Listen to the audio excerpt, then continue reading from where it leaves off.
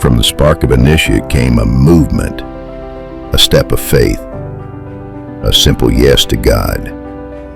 What we began, He is now enabling.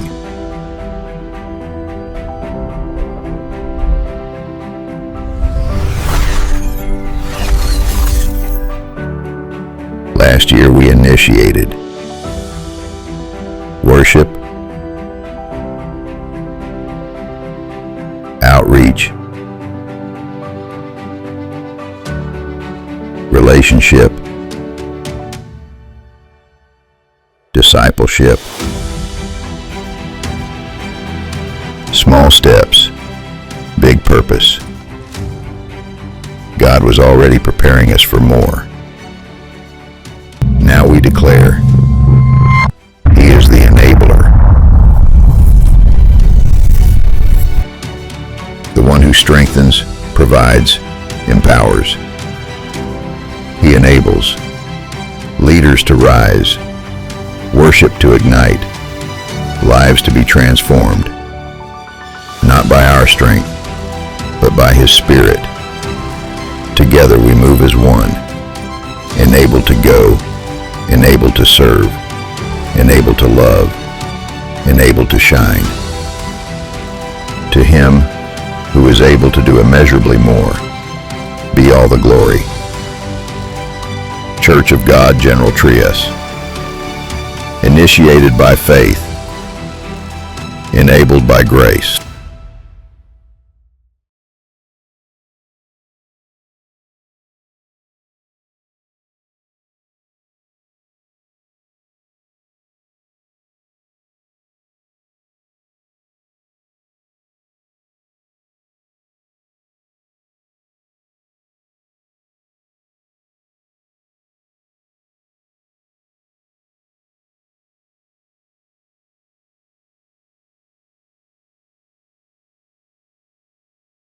Hallelujah. Yes, God is indeed here.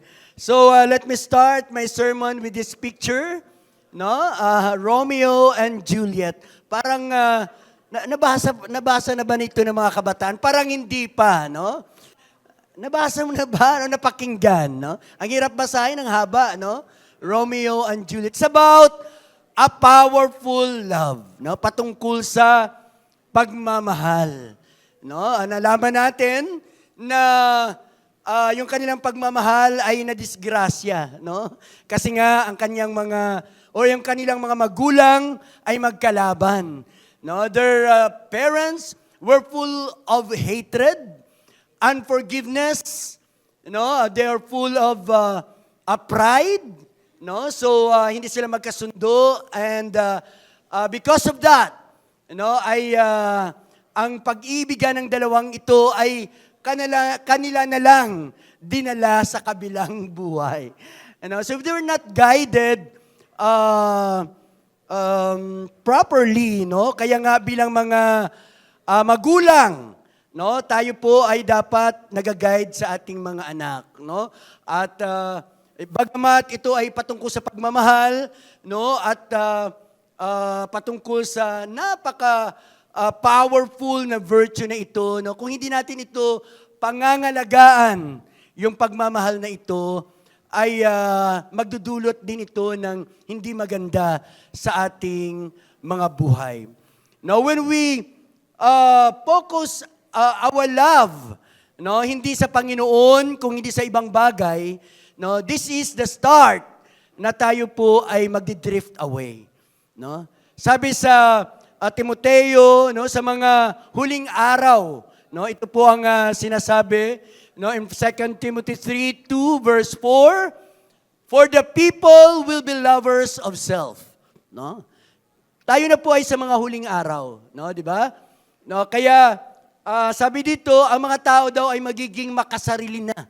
They will be lovers of themselves. At alam po natin na kung tayo po ay manunood ng mga balita, no, kitang-kita natin kung paano ang mga tao ay nililigtas lamang ang kanilang sarili. No, dinidiin yung iba para sila ay makaligtas. Pero parang pare-pareho lang naman. Di ba? No? Hindi natin malaman ang tunay tuloy na mga magnanakaw o kung ilan yung nanakaw ng isa, ang isa ay konti lang. Dahil nga ginugulo. Because they become lovers of themselves. Pangalawa, lovers of money. Boastful, mayabang, arrogante, slanderers. Mahilig manira ng iba. Maliban sa sarili. Disobedient to parents. Nandito ba yung mga kabataan? Obedient ba tayo sa parents? Parang hina naman. Tayo ba ay sumusunod sa magulang? Ayan. Wow. Sabi po yan ng Biblia, ang mga kabataan daw ngayon, sa mga huling araw, ay disobedient sa parents. Sabihin mo sa katabi mo, hindi kayo yon. Yan. Hindi kami yon. Di ba? Ungrateful. Hindi marunong magpasalamat. Diba? Sabihin mo rin sa katabi mo, hindi tayo yon. Ayan. Unholy, unloving, irreconcilable. Wow. Na pinagsusundo mo na, ayaw pa, pambira, no? Malicious gossips. No? Lahat na lang ay binibigyan ng kahulugan. No? Tamang duda, yung mga ganun, no? Malicious gossips. Without self-control, brutal, haters of good. No? Sabi nga natin, hindi tayo yon. Yan. Treacherous, reckless, conceited, lovers of pleasure rather than lovers of God. So medyo, medyo nakakabahala. No? Sa panahon natin ngayon, ay kitang-kita natin ang katotohanan ng mga salitang ito.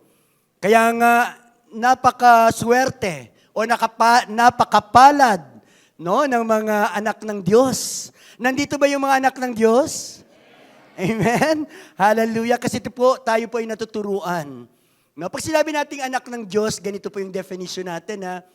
In John 1:12, sabi doon, as many who believes and accept Jesus Christ, they are accepted. Or, sabi ng kasulatan, I give them the right to become children of God. So, lahat ba tayo ay nakatanggap na sa Panginoong Jesucristo? Ibig sabihin, tayo po'y mga anak ng Diyos. Amen? Sige, palakpakan naman natin ang sarili natin. Wow! Wow! So, alam niyo po yung buhay ni Romeo and Juliet, kung ito po ay nagabayan lang, now they could be somebody na mag-celebrate talaga ng sinasabi nating powerful virtue na ito, ang pagmamahal. Yun naman po talaga yung sinasabi ng Biblia.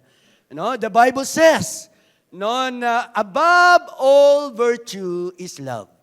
Yan po ang sinasabi ng Unang Korinto 13:13. Sabi diyan, now these three remain, faith, hope, and love. But the greatest of these is love. Wow.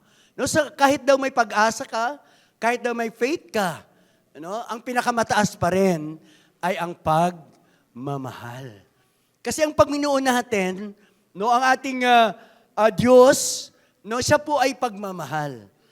Saan po nakalagay yon? Sa 1 John 4 verse 8. Sabi doon, ang hindi nakakilala, kumikilala sa pagmamahal o hindi nagmamahal ay hindi nakakilala kay God. Dahil si God ay pagmamahal. Because God is love. So kung hindi ka daw nagmamahal, hindi mo kilala ang Diyos. Kasi ang Diyos ay pagmamahal. Amen? That's why it is considered the greatest of all virtue. Amen. Sino dito ang nagmamahal? Amen. Ayan. So, siyempre, nagmamahal tayo dahil kilala natin ang Panginoon. Ayan po, sabi po, very rich ang 1 Corinthians 13 about love. Ito po yung sinasabi patungkol sa love. Sabi diyan sa verses 1 to 3, If I speak in the tongue of men or of angels, but do not love, I am only a resounding gong or a clanging cymbals. No, kung hindi daw tayo nagmamahal, no, parang tayong agong na bumabatingaw, no, na parang hungkag ba, no? Parang it's only a sound. It's just a sound, no?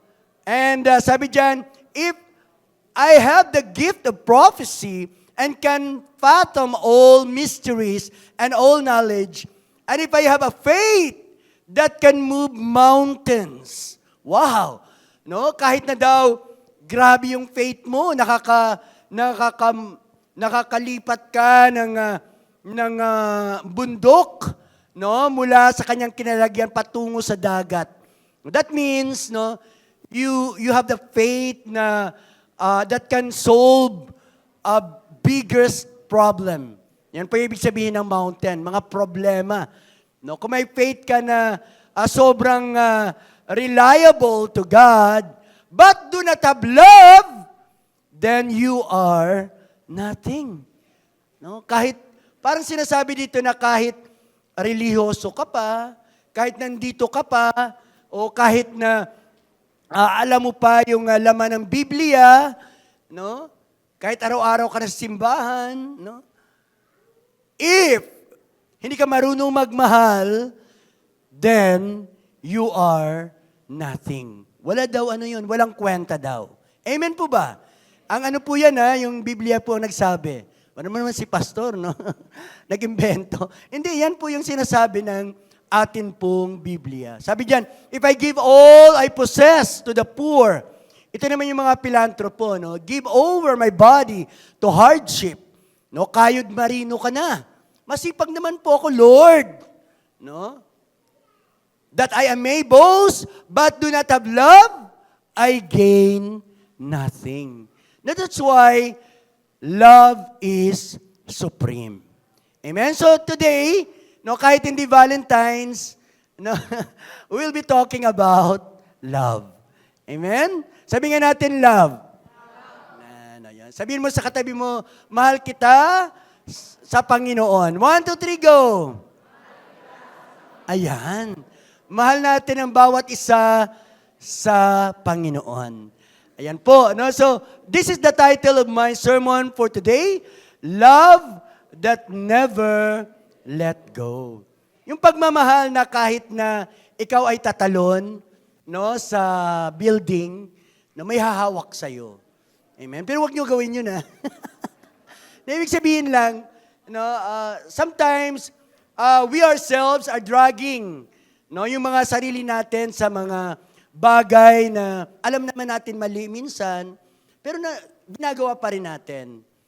Pero ang Diyos, no, sabi nga natin kanina yung love, sino po yung love na yan? Si God, no? God is love. So, a God that never let go. Pwede natin yun ang title. No, na kahit na pupunta tayo sa kalsada, no, mamaya huwag nyo natin gawin yun, ha? No, tayo po ay tatakbo at pupunta doon sa kalsada, no? We can be assured that somebody, no, we can count on na hindi tayo bibitawan para sa ating kapahamakan dahil may pag-ibig, no, na siyang hawak sa atin at yun ang tinatawag kong love that never let go. Amen?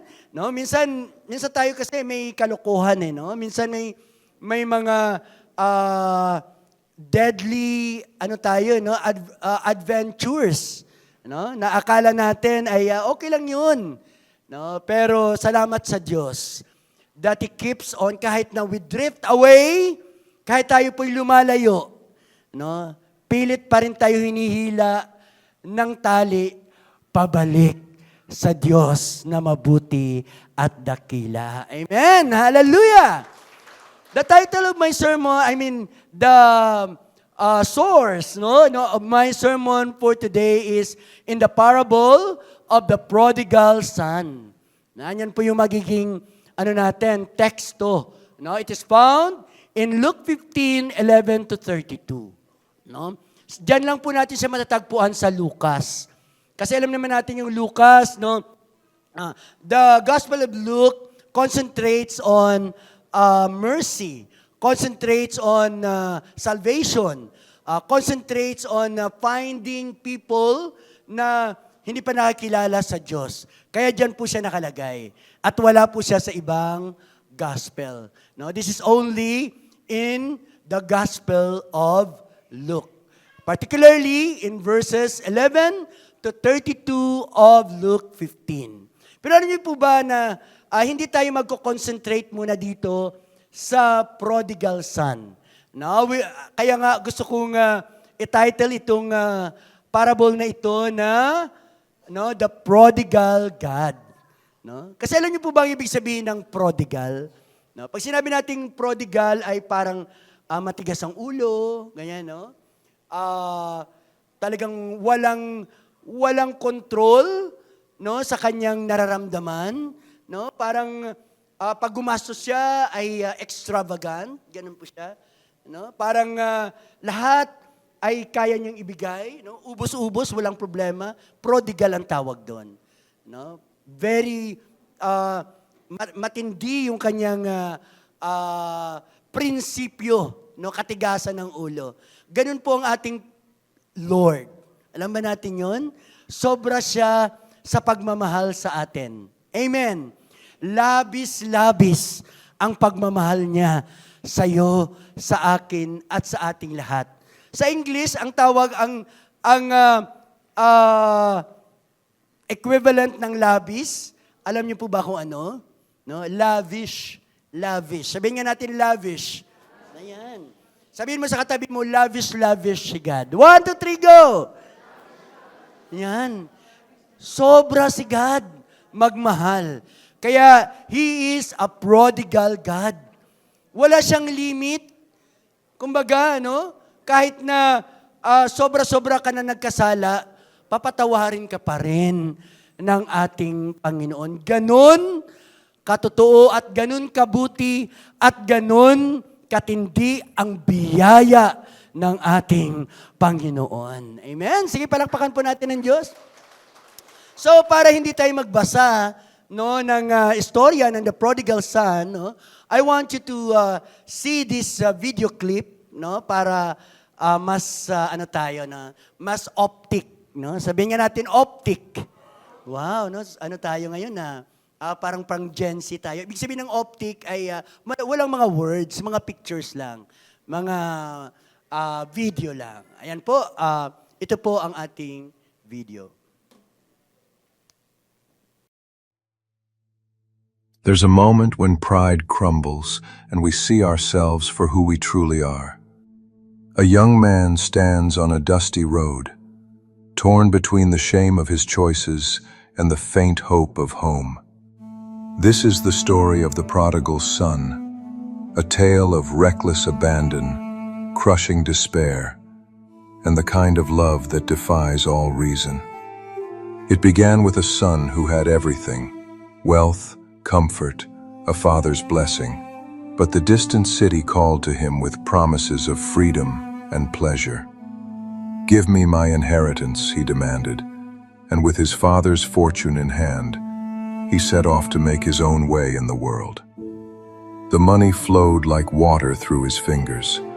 Wild parties, false friends, and empty pleasures consumed everything he had. When famine struck the land, those fair-weather companions vanished, leaving him desperate and alone. Reduced to feeding pigs, unthinkable for a Jewish man, he found himself longing for the scraps that fell from their trough. But then came the moment that changed everything.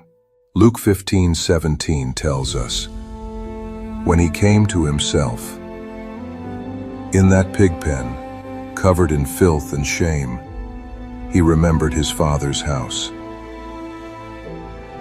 Even the servants there lived better than this. I will arise and go to my father," he decided. The journey home felt endless, each step heavy with uncertainty. Would his father even receive him? But while he was still far off, his father saw him and ran to embrace his lost son. Through tears of joy, the father declared the words that echo through eternity. For this my son was dead and is alive again. He was lost and is found. This is the heart of the gospel. God's boundless mercy waiting for every prodigal child. No matter how far you've wandered, no matter what you've done, the Father is watching the road, ready to run toward you with arms wide open. The joy of coming home awaits. Wow. Amen. Palakpakan po natin ang pagmamahal ng Panginoon. Grabe. Sabihin nga natin, grabe ang Panginoon. 1, 2, 3, go! Grabe. Sobra. Sobra ang pagmamahal na binibigay sa atin ng Panginoon na kahit anumang pagkukulang, anumang pagkakasala, no, ay kaya niya tayong tanggapin. Hindi ko alam kung anong sitwasyon natin ngayon, but the message is clear, no, na kahit pa saan tayo nang galing, ano pang kasalanan ng ating nagawa, we just needed to go back. We just needed to come home to God. And today is no accident. Na bakit tayo narito? Dahil uuwi muli tayo sa piling ng ating Ama. Amen? So, I have here 3 points, no? Sa akin pong napanood kanina, I have here 3 points that I want to share with you about that kind of love. The love that never let go. Una, ay ang love na yan is unfailing and relentless. No? Hindi ka bibiguin at hindi ka titigilan. Wow! Naranasan niyo ba yun na kahit na feeling mo ay lumalayo ka sa Diyos, pero He keeps on reminding you. He keeps on calling you. No? He keeps on using other people, no, to approach you. Amen? And bring you back to His presence. Ganon ka seryoso ang Diyos sa relasyon niya sa iyo, kapatid.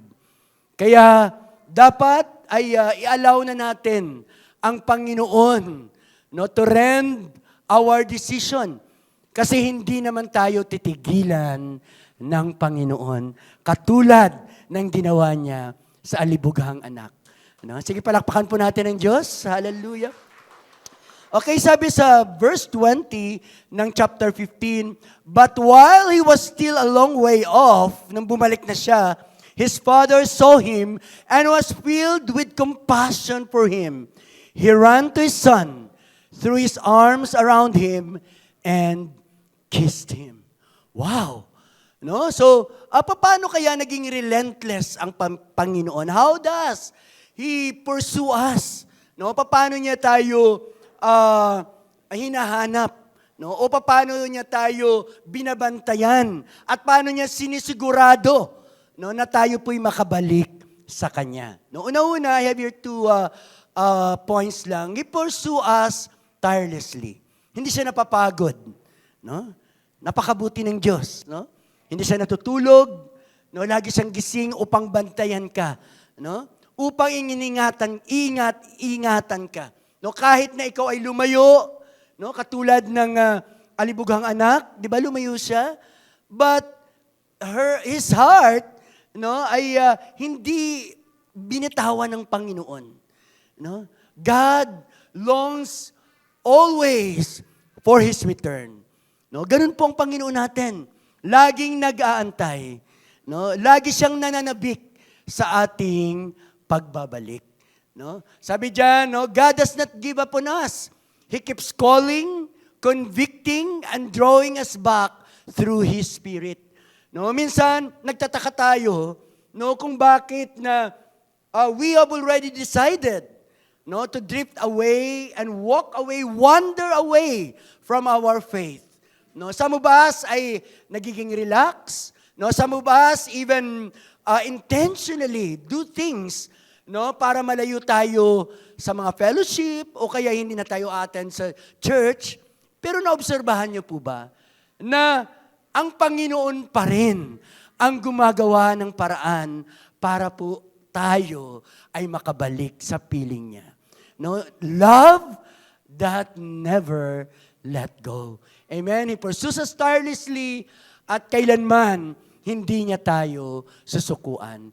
In Matthew 8:12-14, sabi doon, if a man has 100 sheep and one of them wanders away, what will he do? Won't he leave the 99 others on the hills and go out to search for the one that is lost? No? Yes, no? And if he finds it, I tell you the truth, he will rejoice over it more than over the 99 that didn't wander away. So in the same way, it is not my heavenly Father's will that even one of these little ones should perish. Ayaw ng Diyos na kahit isa man sa atin ay mapahamak. No? Kaya, He waits patiently, actually. No? He waits patiently. That is my second point. No? Kaya nga minsan, no, Lord, bakit hindi ka pa dumarating para, parang si Jonah ba? No? Si Jonah, sabi ni Jonah, Lord, hindi nila deserve yan. No? Sana parusahan mo na sila. Di ba? At times, we are like that. But if we see ourselves, no, ganun din po tayo. Mayroon din tayo mga pagkukulang. Kaya the patience of God is not actually slowness. Hindi siya kabagalan, no? Kung hindi pagkakataon. Sabihin mo sa katabi mo, pagkakataon. Yan, pagkakataon yun. Hindi yun na, ay, naku, parang unfair naman si Lord, ako nagpakabait, tapos yung isa hindi. Lord, ano mo na nga siya, judge mo na nga yan, pambihira yan. No? Hindi ganun ang Diyos. Kasi yung katabi mo ay anak din po yan ng Diyos. At ayaw ng Diyos na bawat isa sa atin ay mapahamak. Ito yung sabi niya sa Pedro, patungkol sa palagay nating kabagalan niya. Pero hindi naman pala. The Lord is not slow in keeping His promise, as some understand slowness. Instead, He is patient. Pinagpapasensyahan ka, kapatid. No? He is patient with you, not wanting anyone to perish, but everyone to come to repentance. So, kapatid, anuman ang kalagayan mo ngayon, there is chance. Amen? No? God can save you kung saan ka man ngayon. Kung sakali man na ikaw ay feeling mo malayo ngayon sa Panginoon, no, this is your chance. Amen? Ito po yung pagkakataon natin to go back home to the Lord, no? And be close to Him once more. Be intimate to Him once more, no?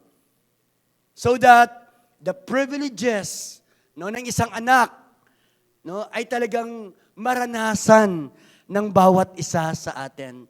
At times, we feel like kahit na malayo ako sa Panginoon, ay hindi niya rin naman ako pinabayaan. Totoo din naman yun. Kasi kahit na lumayo o lalayo ka, hindi ka rin naman talaga pababayaan ng Panginoon. Pero you just can't imagine pag tayo po'y lumapit sa Panginoon, kung anong pagpapala pa ang kayang ibigay ng Diyos sa mga tapat na naglilingkod sa Kanya. Amen? Oh, hallelujah. Secondly, God's love, is the one that doesn't let go because it is unending. Hindi siya natatapos. Amen? Hindi natatapos ang pagmamahal ng Panginoon. Hindi siya natatapos sa sitwasyon mo, kapatid. Hindi siya natatapos sa failure mo, kapatid. No? Tapos na ako kasi wala na akong pag-asa. Habang buhay ka, kapatid, mayroong pag-asa. Yes, maybe sayang naman ang tinapusan ko. Sayang naman yung mga accomplishment ko noon. No? Paano ako magsa-start muli? No? God has His own way. No? Well, when there seems to be no way, God could always make a way. Amen? Kanta po yun. Amen po ba? Ano? No? Sige po, palakpakan po natin ang ating Panginoon. Sabi sa kanta, kung wala na pong paraan, magagawa ka, may paraan ang Diyos. Amen? No? At nagbigay pa siya ng sample eh. Sabi niya, kaya ng Diyos na maglagay ng batis at ilog sa mga ilang. No? So katulad din sa sitwasyon mo ngayon, kapatid, kung feeling mo ilang, no, ang iyong sitwasyon ngayon, God can make this desert, no, into something with a stream and rivers na magbibigay sa iyo ng iyong pangangailangan. Amen? Palakpakan po naman natin ang ating Panginoon. But more than that, God is forgiving. No? Siya po ay mapagpatawad. Siya po ay ready. No? Actually, He's longing, He's just waiting. Kung nakita niyo kung gaano siya kailigaga kanina, no? Nung makita niya pa lang yung kanyang anak na bumabalik, ano po yung ginagawa? Hindi niya malaman kung saan siya pupunta, kung anong gagawin niya. He was so excited. He longs to embrace you. And He longs na makasama ka niya muli sa kanyang piling. I mean, it's not physical. No? Hindi ko sinasabi na, nandito naman po ako, pastor eh. Wow! Nandito naman ako, pastor eh. Hindi naman ako nawala. Ang sinasabi ko dito ay yung iyong puso. Ang iyong puso sa Panginoon na hindi namin nakikita. Na ikaw lang at ang Panginoon, no, ang siyang nakakaalam kung gaano kayo ka-close at gaano kayo kalayo. Nandito ka ba o nawala ka? Ikaw lang ang nakakabatid nun at ang Panginoon. But here's, I want to tell you, God is ready to forgive you. Amen? Handa ang Diyos na patawarin po tayo. In Luke 15:21, the next verse, no, sabi diyan, the son prepared a speech. No? Nagsaulado pa siya ng kanyang sasabihin. Ayaw niyang magkamali. Hello? No, kasi nga, seryoso na siya eh sa kanyang relasyon sa kanyang ama. No? Ayaw niya magkamali. Kaya naggawa siya ng speech. No? And when he started speaking, Father, I have sinned. But before he could finish, the father embraced him and celebrated. Wow! So ganun magpatawad ang Panginoon. Bago ka palang humingi ng tawad, alam na ng Diyos kung ano ang iyong puso. Kung nagsisi ka na ba sa iyong kasalanan. No, that's how forgiving God is. No? This is how we can still exhort, no, this kind of forgiveness. His forgiveness allows us to experience love before words. No?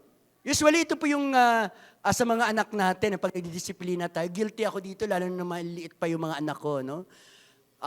Pag may mali, sigaw ka, ganun. Iba-iba. Diba? O kaya may palo pa yan. Ano? Before I ask forgiveness. Sorry nanak, ganun po. Ang tigas kasi ng ulo mo eh. Eh kung inuna mo po yun, baka naintindihan mo ang anak mo. Love first before words. Yun po yung ginawa ng ama. No? Hindi pa nagsalita ang kanyang anak, niyakap niya na. Amen? Ganon ang Diyos na ating sinasamba. Alam niya, no, kung ano nagawa mo, kapatid. Kaya naman bago ka palang humingi ng tawad sa Kanya, niyakap ka na ng Panginoon. Palakpakan po natin ang Diyos. Amen? Hallelujah.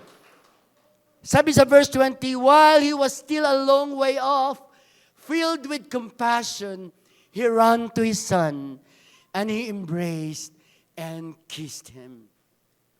Wow! Sana ma-practice din po natin yan. We are His children. Ano? At sabi ng Panginoon sa kanyang salita, we ought to reflect His light. So kung ibig sabihin kung ano po yung pagmamahal ng Diyos, dapat tayo din. No? Na may padama natin sa kapwa natin, lalo na sa mga mahal natin sa buhay, ang pagmamahal ng Diyos na walang kondisyon. Na walang kondisyon, love first before sermon, or before pagalit, or before palo. Hindi ko sinasabi hindi nyo paluin yung anak nyo. No? Kasi sinabi naman po ng Panginoon yan, discipline your child. Kung mahal mo sila. Kasi kung hindi mo sila mahal, hindi mo yan disiplinahin. Ano? Lahat dapat ng magulang na nagmamahal sa anak ay dinidisiplina ang anak. No? You wanted to be an unpopular father, okay lang po yun. No? Or you want to be a popular mother, o di wag kang pumalo. Tingnan natin kung lalabas o wag kang sasaway. Kung tingnan natin kung ano ang kakalabasan ng iyong anak. Kailangan talaga mayroong discipline. Biblical po yan. At yan po ang tinuturo sa atin.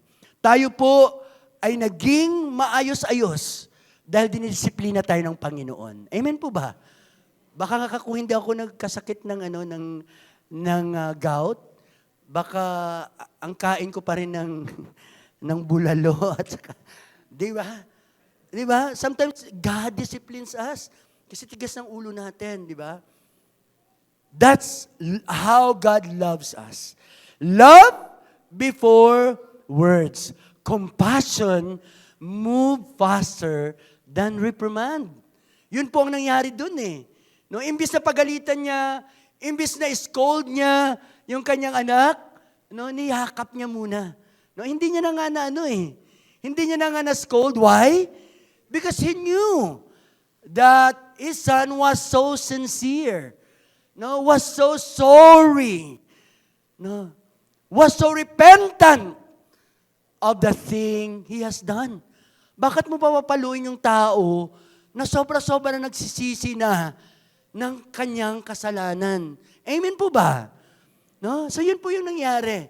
No, that's the love of God. And if you want to reflect that, we can do that as well. No? Pangalawa, no records of wrong. Sino po dito naglilista pa? ng mali ng kanyang husband, ng background ng kanyang husband. No, God is not like that. He doesn't point to your past. He points to your future. Amen?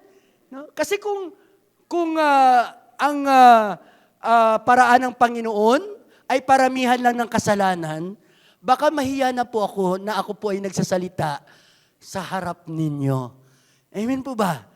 No? Kasi kung kilala nyo ako, katulad ng pagkakilala ng Diyos, no? Baka lahat kayo mag-evaporate dito. Napakabuti ng Diyos that He did not count my sin on me, but He points to my future. Na pinatawad tayo ng Panginoon and He has no records of our wrong anymore. Palakpakan po natin ang ating Panginoon. Totoo ba yun, Pastor? Opo. No, ito po, may resibo po tayo. Pero sa ang Panginoon, hindi mo na kailangan ng resibo kay Lord. Kasi kilala niya na po tayo. Pero dahil tao tayo, kailangan natin ng resibo. Ganun po tayo mga tao sigurista. Di ba, no? No records of wrong. Ito po sabi ng Panginoon, love is patient, love is kind, it is not envy, it does not boast, it is not proud, it does not dishonor others, it is not self-seeking, it is not easily angered, it keeps no records of wrong. So kapatid, next time na mag-away kayo ng kapatid mo, mag-away kayo ng husband mo, ng asawa mo, ng anak mo, huwag naman labasan ng Di ba ikaw dati ganyan? May ganun tayo minsan, di ba? So, ano na po yun? If you have forgiven that person, dapat ay nalimutan mo na rin ang kanyang ginawa. Palakpakan po natin ang Diyos. Wow! God is really serious with us. No? Sabihin mo sa katabi mo, ganun ka kamahal ng Diyos. Ayan. And lastly, no, unshakable and restoring. Wow! Hindi pala natitinag ang pagmamahal ng Diyos Hindi siya naapektuhan ng ating mga sitwasyon. Hindi siya naapektuhan ng iba pang mga bagay. And moreover, it is restoring. Alam mo kapatid, it is one way to be forgiven and it is another to be restored. Na huwag tayong makontento na, yes, I am forgiven, yes. Tapos stop na, hindi po. Tayo po'y mga anak ng Diyos. Maraming kaakibat na biyaya at pagpapala ang pagiging anak ng Diyos. Amen. Kailangan natin yun. No? At kailangan natin hilingin din ito sa Panginoon. No? At kailangan natin malaman that we are special. No? That we are more than what other people see. No? Kanina, ang ganda ng awitin. No? We are healed. Ano ba doon? We are cold. Yan. Ang dami, no? Ang dami doon na hindi ko na nga maalaala, but I know that is our identity. Amen? So ito yung ginawa ng Panginoon. The moment that you have already accepted Jesus as your personal Lord and Savior, doon din pinagkakaloob sa iyo ng Panginoon ang mga pribilehiyong ito. At dapat, hindi ka umaatras doon. No? That's other people doesn't know his privilege, no, yung kanyang karapatan. Kaya minsan, tayo mga Kristiyano ay mga talunan minsan. Kasi hindi natin alam yung ating karapatan bilang mga anak ng Diyos. Amen? So, sabi dito, no, nang tinanggap niya na muli ang kanyang anak, but the father said to his servant, "Quick, bring the best robe and put it on him." No, pinutol ko na dyan, pero binigyan pa po siya ng ring, binigyan din siya ng sandals. No? For this son of mine was dead and is alive again. He was lost and is found. And they had a celebration. Wow! Ganun pala, no? Pag ang isang tao ay bumalik sa Panginoon, it caused celebration. Not only dito sa ating fellowship, but more in heaven. Angels are shouting, angels are celebrating because one soul has gone back to the presence of the Lord. So, what are these, what we call power na ni-restore or privileges na rin-restore ng Panginoon pag tayo po'y bumalik sa Kanya? Unang-una, He restores our identity. Kasi alam niyo po, pag tayo po ay nagkakasala, no, sinasabi sa atin ng demonyo na, ay, hindi ka naman talaga tunay na anak ng Diyos. No? Tapos sasabihin niya sa'yo na hanggang dyan ka na lang. Hindi ka na magbabago pa. Ganun po sasabihin niya. No? Walang kapangyarihan sa'yo ang Diyos. But it is never true. Kasi sabi ng Biblia, our adversary is here to steal, kill, and destroy. And he is the father of all lies. Wow. No? So, pag ikaw po ay binulungan ng ganyan, sabihin mo kaagad na in the name of Jesus. Ganun po. By the blood of the Lamb. Marami po tayong pwedeng banggitin. Lalo na ang salita ng Diyos. Takot po yan sa salita ng Diyos. Lalo na sa blood of the Lamb. And the name that is above all name. And His name is Jesus. Amen? Palakpakan po natin ang Panginoon. Hallelujah. So, ano po itong robe? Sabi diyan, the robe symbolizes honor and belonging. So, we belong to the family of God. Sabi mo sa katabi mo, pag-aari ka ng Diyos. Oh, you belong to God.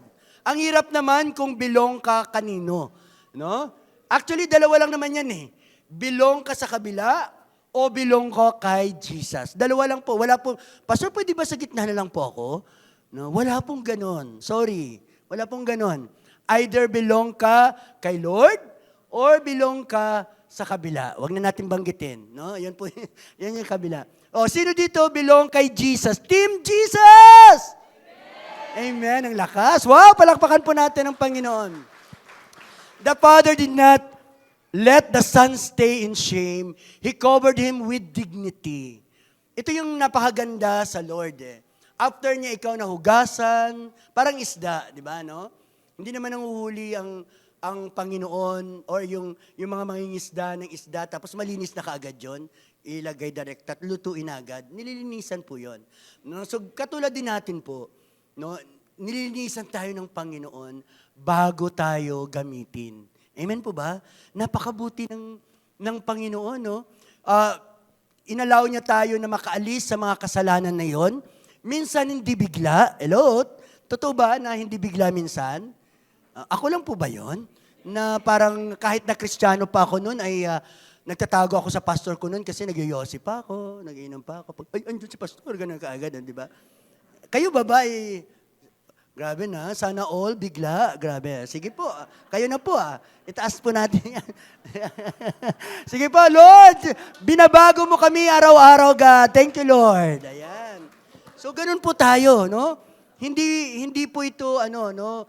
Ito po ay katotohanan lang po tayo. Wala po tayo dito yung parang para maganda lang pakinggan, nagbago na completely. Hindi talaga, yan, no?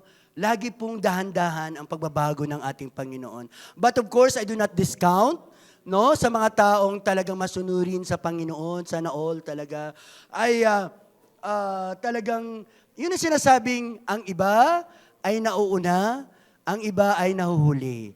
Merong nauuna pero nahuhuli siya. Bakit kaya? Matigas ang ulo. Kahit matanda na siya, ay parang grade 1 pa rin. No, bakit kaya? No, dahil nga, matigas ang ulo. Mayroon namang bata pa, mayroon ako mga nakikita. Ang mga youth natin, grabe yung mga youth. Hello! Nandyan ba yung mga youth natin? Ano? Sila po ay, alam mo, mapalad po, no, yung mga kabataan natin na lumalaki sa church. Hindi, I'm not saying that they are perfect, of course. Hindi po yan.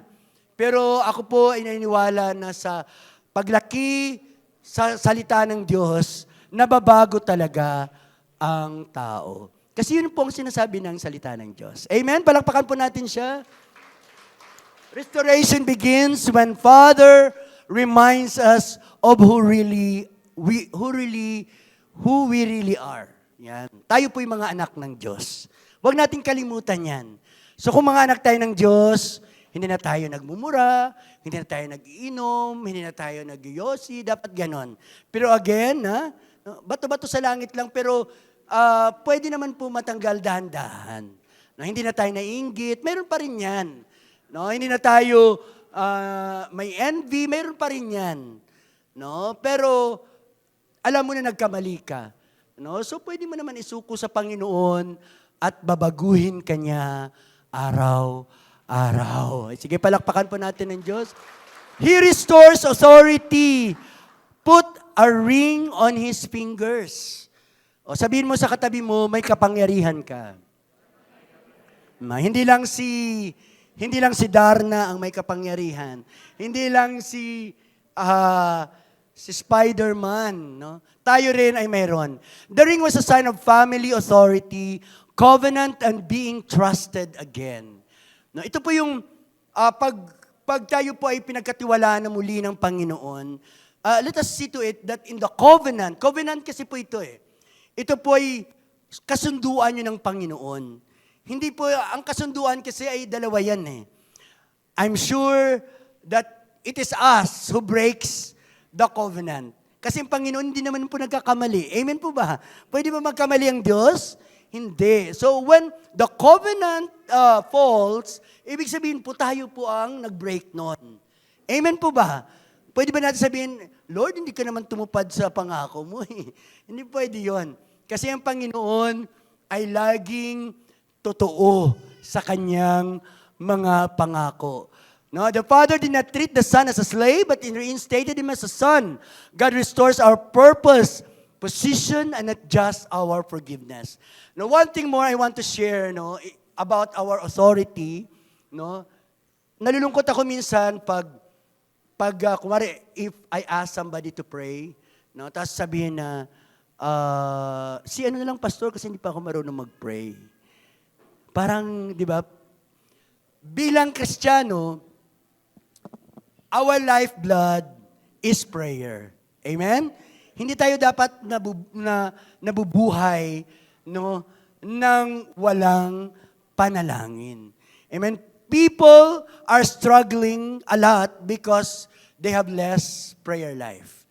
No, sana bilang inyong pastor ay sana maibalik natin yung mga family devotion sa ating mga bahay, no?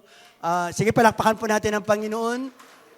Sana maibalik natin yung ating pagmamahal sa Biblia, no, na lagi nating binabasa, no, na hindi lang dapat naaalikabukan. No? At sana, kasi ito yung magbibigay sa atin ng tagumpay. Amen po ba? Pastor, siguro, perfect na ni Pastor, no? Siguro hindi talaga ito nagkamali. No, hindi po. Struggle ko rin yan. Amen? Struggle ko rin yan. Yung pagbabasa ng Biblia, even yung family devotion namin every Friday, at times ay may mga nalalampasan din, no? Kaya nga sama-sama tayo. Amen po ba? Na bumalik sa ating Panginoon para tayo pagpalain ng Diyos at ibalik ang lahat ng nawala sa atin. Amen? And lastly, He restores relationships. Let's have a feast. No? Ito yung pinakamatindi na naibalik sa ating relasyon sa Panginoon. No?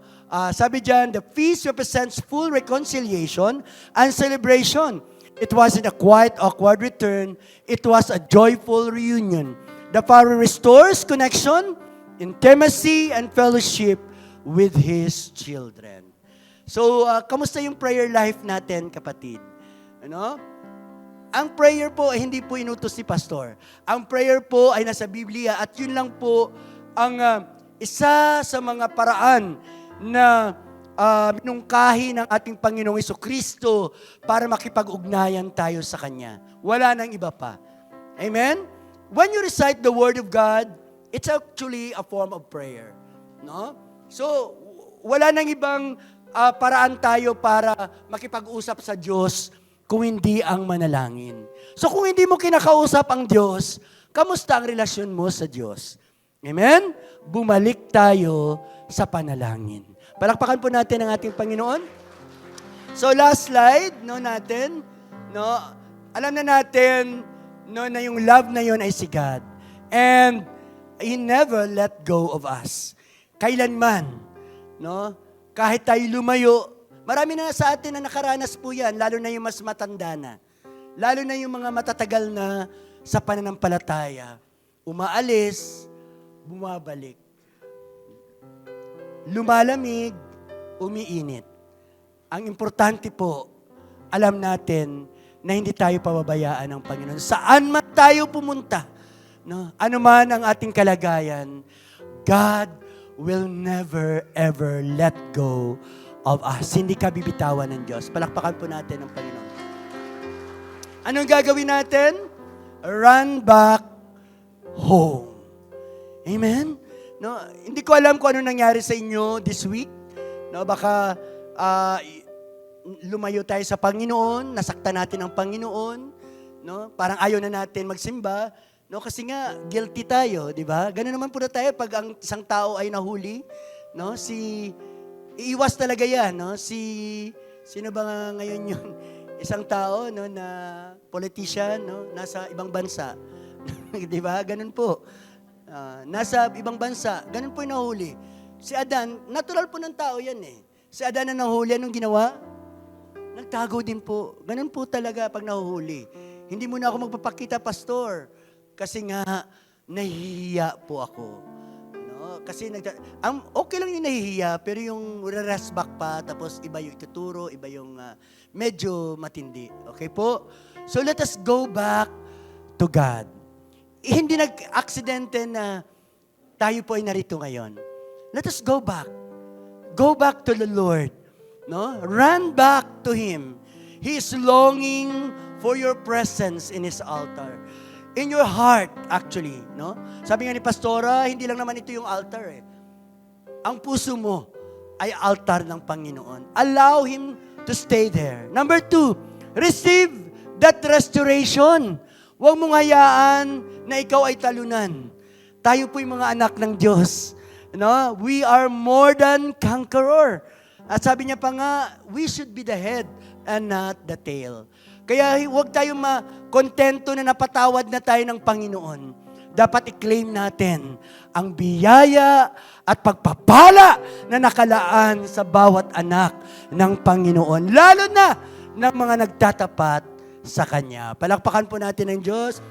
Show the Father's love to someone else. Maybe, may nasaktan tayo. Maybe you are estranged now to somebody. Ibig sabihin ng estranged ay baka hindi kayo magkabati, hindi bati-bati, ganyan po. Show that love. Do the first move bilang anak ng Diyos.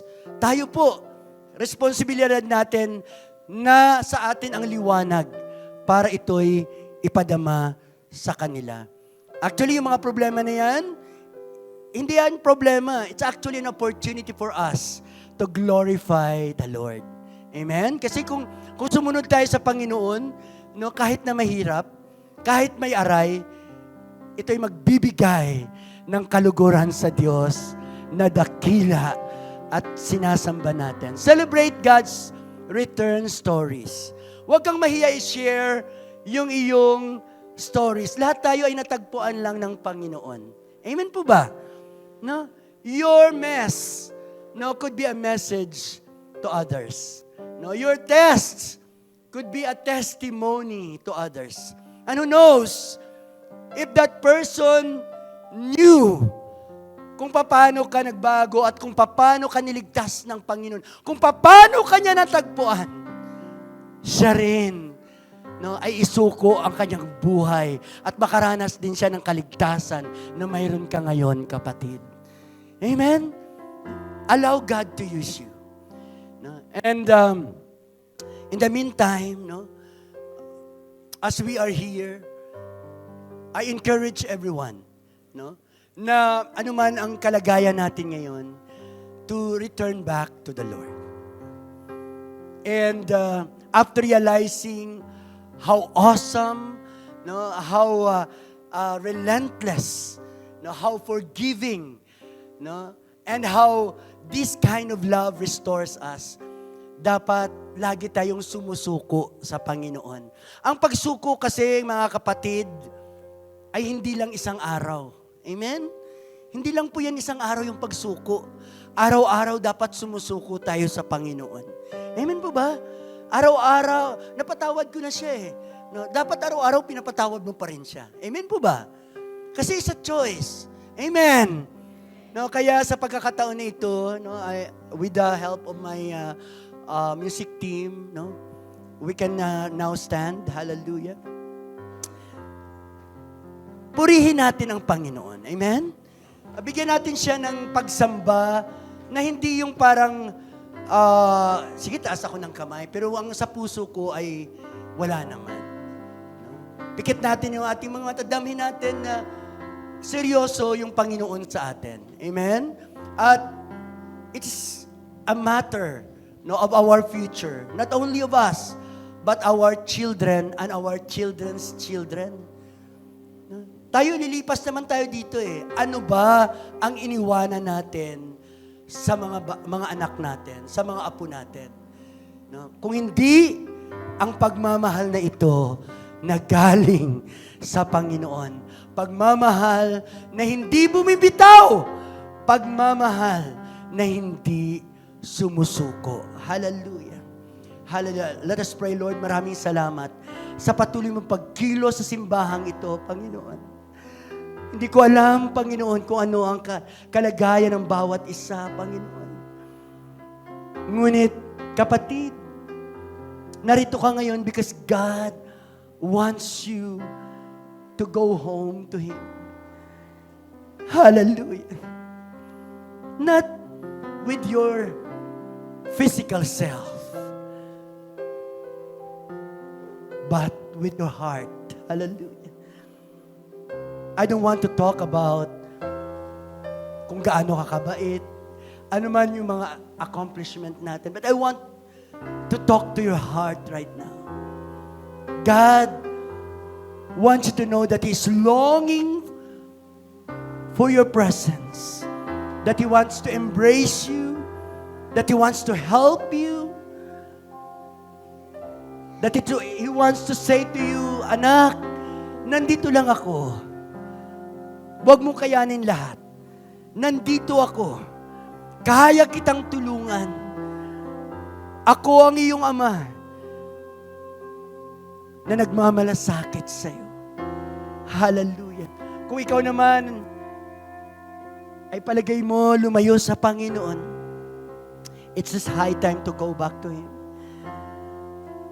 I invite everyone to come to the altar, not for a show,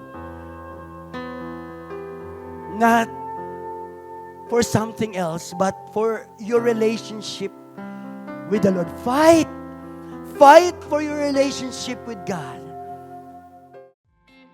Giving is part of worshiping. To all who desire to give, you may give your tithes and offering through online bank transaction. Details are provided below.